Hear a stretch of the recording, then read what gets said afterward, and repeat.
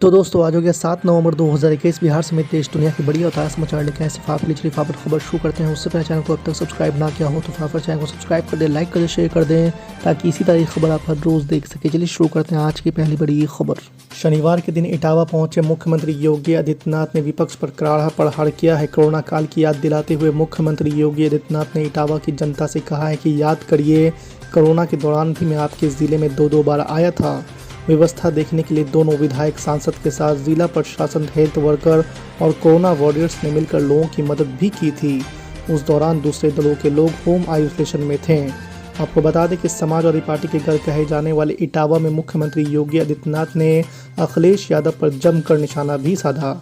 उन्होंने कहा है कि जो लोग संकट की घड़ी में घर के अंदर दुबक कर बैठ जाएं तो चुनाव में भी उनको घर में ही रहने की आवश्यकता है। दूसरी बड़ी खबर, केंद्रीय गृह मंत्री अमित शाह ने Mumbai Ahmedabad high speed rail corridor सहित महत्वपूर्ण परियोजनाओं की समीक्षा करने और मार्गदर्शन उपलब्ध कराने के लिए शनिवार को गुजरात के निर्वाचित जनप्रतिनिधियों और सरकारी अधिकारियों के साथ बैठक की।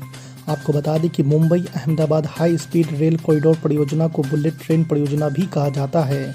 अमित शाह 3 नवंबर से गुजरात में हैं। उन्होंने शनिवार सुबह शहर के रानी क्षेत्र स्थित भाजपा विधायक अरविंद पटेल के आवास पर पार्टी के स्थानीय नेता और निर्वाचित जनप्रतिनिधियों के साथ बैठक की। तीसरी बड़ी खबर, कुछ दिन पहले ही हरदोई दौरे पर पहुंचे अखिलेश यादव जिन्ना वाले बयान को लेकर बुरी तरह फंस गए थे। भाजपा ने समाजवादी पार्टी के अध्यक्ष को चारों तरफ से घेर लिया था। हालांकि अखिलेश यादव अब भी अपने बयान पर टिके हुए हैं। आपको बता दें कि भाई दूज पर समाजवादी पार्टी के राष्ट्रीय अध्यक्ष अखिलेश यादव ने कहा है कि मुझे संदर्भ क्यों साफ करना चाहिए, मैं चाहता हूं कि लोग फिर से किताबें पढ़ें। अखिलेश यादव ने यूपी चुनाव का जिक्र करते हुए कहा है कि मुख्यमंत्री योगी आदित्यनाथ को 2022 में विधानसभा चुनाव नहीं लड़ना चाहिए क्योंकि वो इस बार हारने वाले हैं। महंगाई का जिक्र करते हुए समाजवादी पार्टी के अध्यक्ष अखिलेश यादव ने कहा है कि 7 साल में पेट्रोल डीजल के दाम 200% से बढ़ाकर 10% घटाने वाली भाजपा सरकार का झूठ खेल जनता समझ गई है। चौथी बड़ी खबर, भारतीय किसान यूनियन के प्रवक्ता राकेश टिकैत ने शनिवार को भाजपा और संघ पर बरसते हुए कहा है कि ये देश में लोगों की एकता खत्म करने का प्रयास करते हैं, इनसे सावधान रहने की ज़रूरत है। आपको बता दें कि राकेश टिकैत ने कहा है कि आरएसएस और भाजपा के लोग वैसे नहीं हैं जैसे वो दिखाने का प्रयास करते हैं। लोगों को उनसे सावधान रहने की ज़रूरत है।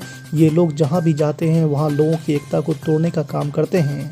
आपको बता दें कि किसान आंदोलन का 1 साल पूरे होने के बाद अब आगे की तैयारियों को लेकर पूछे जाने पर राकेश टिकैत ने कहा है कि यदि सरकार हमसे बातचीत करना चाहती है तो उसका स्वागत है, अन्यथा ये आंदोलन जस का तस जारी रहेगा। पांचवी बड़ी खबर, मनी लॉन्ड्रिंग मामले में गिरफ्तार महाराष्ट्र के पूर्व गृह मंत्री अनिल देशमुख को 14 दिन की न्यायिक हिरासत में भेजा गया है। मुंबई की एक अदालत ने शनिवार को ईडी की कस्टडी की मांग खारिज करते हुए देशमुख को न्यायिक हिरासत में भेज दिया।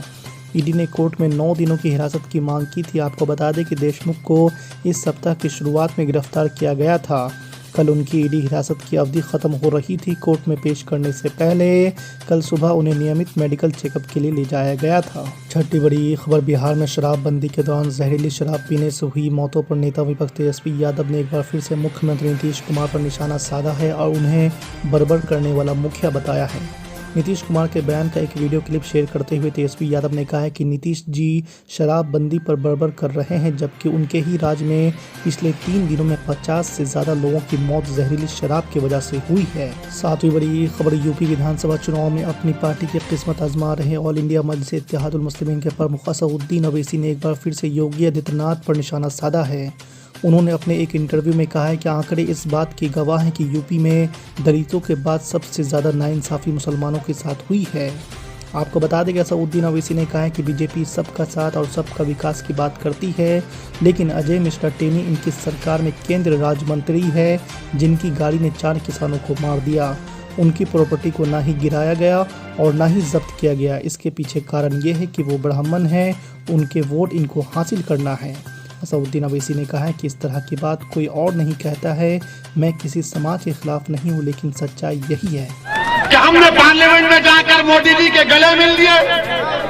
कौन गले मिला था? कि हमने अपनी बेटी की शादी में मोदी को बुलाया था। किसने बुलाया था? आप सब करेंगे, आप शादी में बुलाएंगे, आप बोलेंगे तुम प्रधानमंत्री बन जाओ, तुम गले भी मिलेंगे। और जब ओवैसी आकर उत्तर प्रदेश के मुसलमानों से कहेगा कि नेता बनो, लीडर बनो, कायद बनो, तो बोलेंगे तुम्हारे वोट काटने आया है, तुम्हारा दुश्मन है।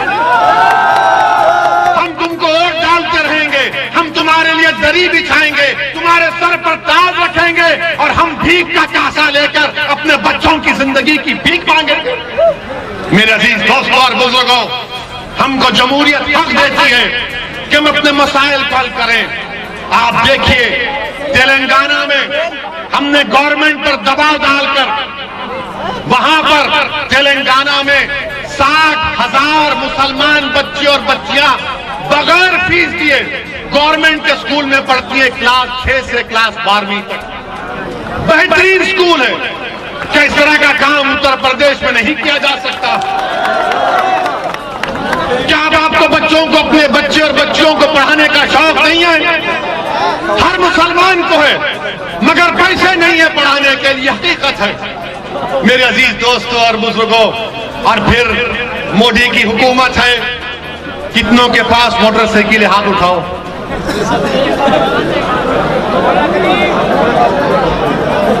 कितनों के पास पेट्रोल की गाड़ी है?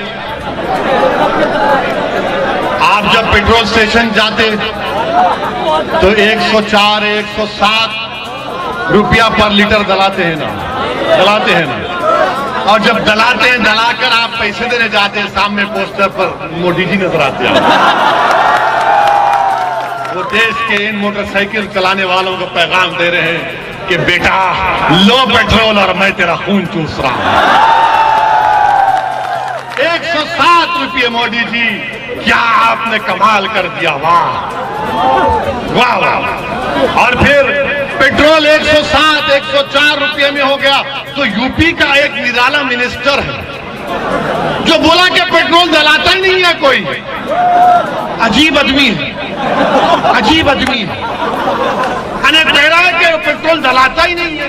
अच्छा, एक और इनका बहुत अक्लमंद आदमी है जो कहा कि मोदी जी ने कोविड का वैक्सीन लगाया तो उसमें पैसे चले गए। मेरे भाई, आप थम्स अप हो सकते हो, वैसी थम्स अप नहीं।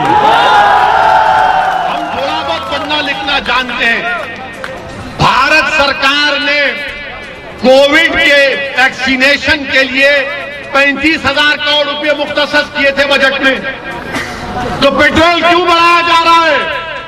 क्या मोदी जी आपको गरीबों से मोहब्बत नहीं है? आज पेट्रोल की कीमत बढ़ रही है, तरकारी की कीमतों में इजाफा हो चुका है। हमारी माँ और बहनें, आप बताओ, तरकारी में इजाफा हुआ नहीं हुआ? कितनी कीमत बढ़ चुकी है तरकारी की। खाने को खाना नहीं है, हम कुछ भी नहीं खा सकते। गरीब भारत का भूखा मर रहा है, मगर मोदी जी और बीजेपी आरएसएस कह रही है कि गाय का गोश्त की बात करो, मॉब लिंचिंग की बात करो, भड़काओ, दुश्मनी पैदा करो। क्रिकेट मैच है तो भी शमी को ब्लेम कर दो।